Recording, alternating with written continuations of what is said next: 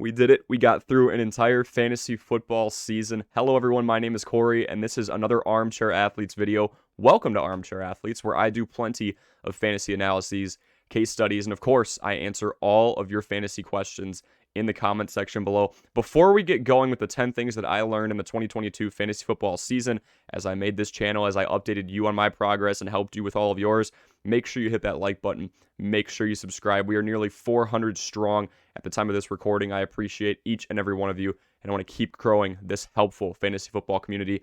We are powering into the offseason with plenty of research, and if you are as confident in your sports research as I am, and this is just a general statement outside of football as well, make sure you join Underdog Fantasy by hitting the link in the description. Use promo code Corey0410 to get your deposit matched dollar for dollar up to $100. Underdog Fantasy is a phenomenal app that lets you guess overs and unders, do player props, put parlays together, and it gives you constant fantasy updates. There is an entire tab dedicated to fantasy updates in terms of roster changes, different injuries, and we'll talk about the factors that those had with our fantasy season in a little bit here once we get started. Of course, be smart with your money. I understand that gambling addiction is very serious. I personally set aside a small amount of money for the month, and I don't go beyond it. One more thing before we get going, folks, make sure that you check out the Start 2 Sit 1 YouTube short series that we are going on throughout the entire year. It was a great run. We did lots of deep analysis week by week at the quarterback, running back, wide receiver, and tight end position. Super proud of it, so please make sure you check that out. Now, without further ado, 10 things that I learned in fantasy football in 2022. What's the first one? Well, it would be the fact that A.J. Brown and Jalen Hurts, the duo worked perfectly. I know a lot of people were really worried about A.J. Brown joining another run-heavy team. Brown had career-high stats in 2022, over 1,400 receiving yards, despite being a wide receiver in the number 5 rushing offense in the league. This is not foreign to A.J. Brown. He was the wide receiver 1 for Tennessee for the first couple of weeks, or the first couple of years of his career, where Derrick Henry was obviously the feature in that offense, the guy that was used more than anybody else. A.J. Brown thrived even more with Jalen Hurts, and he's definitely a top 10 wide receiver going forward. Number 9, running backs by committee, they can work. I know a lot of people are getting really worried about different running back committees forming, A.J. Dillon and Aaron Jones. Obviously, Rachaad White and Leonard Fournette coming in because White's the younger guy who's getting more usages of late. Everybody was getting worried about that. I'm not. In the day of pass-catching running backs, there is plenty of room for running backs by committee to thrive in a fantasy football environment. What do I mean by that? More teams have them than not nowadays, so you're just going to have to survive and adapt. If you don't get Austin Eckler, if you don't get Derrick Henry, you're going to most likely have to deal with a running back by committee. Here's the interesting part, folks. There are 7 running back duos inside the top 35 for fantasy football standard PPR format. It's working, and it's working well. Number 8, the Frank Gore durability is gone. What do I mean by that? There are not 30-plus-year-olds running for 1,000 yards anymore. In fact, in the 2022-23 fantasy football season, there were 0 running backs above age 30, at or above age 30, that had a 1,000-yard season on the ground. The 2 best performers were Raheem Mostert with 890 total yards and Latavius Murray with 760. And speaking of running, teams are just getting way more balanced, and that's my next lesson. Offenses are balancing out. They're not passing the ball as much. They're more committed to the run. This past season, the running game was utilized way more. The league average of 27.3 rushing attempts per game was the most since the 2011 season, so we're going back 11 years, folks. Conversely, passing attempts were down 1.1 from last year, coming in at 33.3 attempts per game this year. So what does this mean?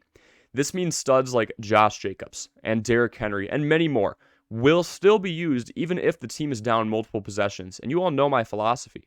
But look, the Bears and Falcons, both teams with losing records, who had losing records pretty much throughout the entire season, ran the ball more than anybody else in the league at 60% and 58% of the time. More times than not, you will see teams consistently losing revert to the pass game. If you're down 14 in the fourth, you're not going to see a whole lot of teams run the ball.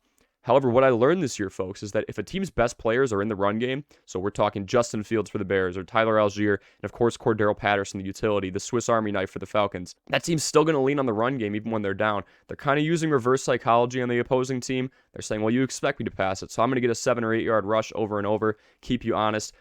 Basically, just offenses have balanced out a ton. We are seeing more run-heavy schemes, and in Josh Jacobs' case as well, the Raiders were a losing football team. They were 6-11 this year. They were super disappointing. They were coming into a lot of drives, down multiple possessions, down a touchdown, even down just a field goal, and they still ran it. Why? Because Josh Jacobs is one of the best running backs in the league. He's one of the best players on that team, and teams are going to use their studs regardless of the situation sometimes.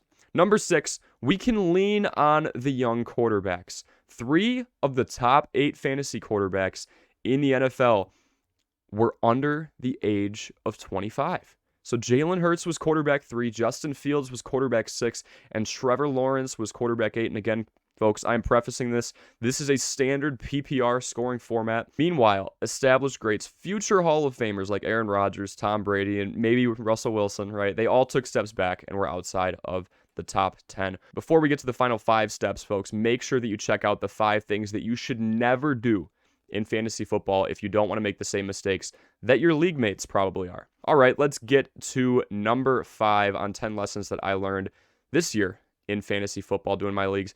Miami's offense is top tier. Okay, so many doubters were saying this Miami offense is not going to work. Get ready for Tua to just butcher Tyreek Hill's production. Jalen Waddle's not going to see what he saw before because Tyreek is coming in and Tua can't throw to him anyway. Yada, yada, yada.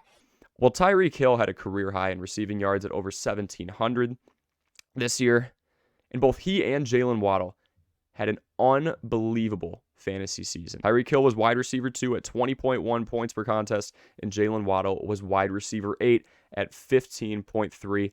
It's working in Miami. Tua was a top 15, even top 10 quarterback when he was healthy, obviously. With the concussions, hopefully he feels better soon. There are some question marks there, but it's working. Number 4, draft 2 quarterbacks in deeper leagues. I was just talking about this with Tua in terms of durability. Please do this. Going into Week 18, all but 11 NFL quarterbacks missed at least one game. So this isn't counting Week 18, and I did that for a reason because, some teams were locking it up. They weren't starting their guy. But actually, nobody had the number 1 seed locked in. The only seeds that were really locked in were the number 4s, but that was Tampa Bay coming into the last week, and Jacksonville clinched it in Week 18. Anyway, 10 starting quarterbacks missed at least 4 games. We saw extensive injuries with Kyler Murray, Dak Prescott, Tua Tagovailoa on multiple occasions. We also saw guys like Derek Carr, Matt Ryan, and Carson Wentz lose their starting jobs and then get them back and then lose them again. We can be limited.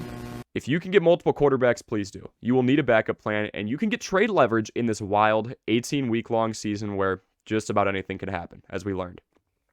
Number 3, Jared Goff and Geno Smith, they're reliable. All right, Corey, why are you overreacting to one good year? Look, Alex, give me things I didn't expect for 500, please, right? Geno Smith and Jared Goff having this resurgence. Geno Smith having a career year by far. Geno nearly had as many passing touchdowns in this season as he had in all of his prior career. Jared Goff was the only quarterback with over 25 passing touchdowns and less than 10 interceptions.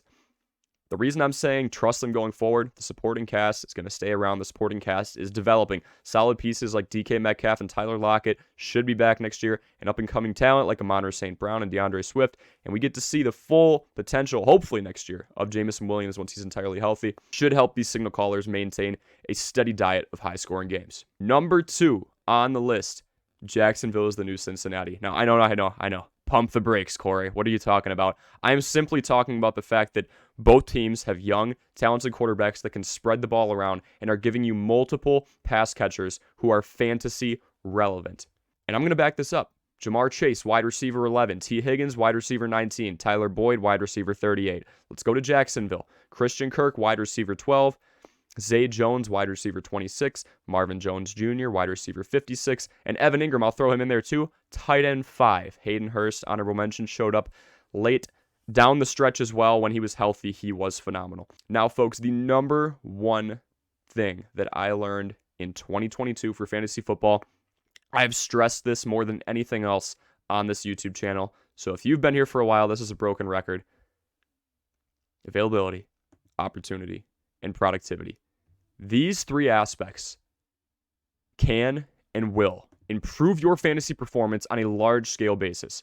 Going after and holding on to players who are available, meaning they are healthy all of the time. They get opportunities, meaning high amounts of snaps. You can look at snap count percentage by the week, touches, and targets. You can look at target usage, player target usage, and then type in the team name. And players who are productive, meaning once they get the ball in their hands, they have high yards per carry with running backs, high yards per reception, and high catch percentages for receivers and tight ends. That's the recipe to success in fantasy football. Folks, those were my 10 lessons learned in fantasy football this year. If you got value out of this video, make sure that you hit the like button and hit the subscribe button and hit that bell for post notifications as well. Also, make sure you let us know what lessons you learned in fantasy football this season. Be sure to check out our other videos as we head into a long off season of research, and we will see you in the next one right here on Armchair Athletes.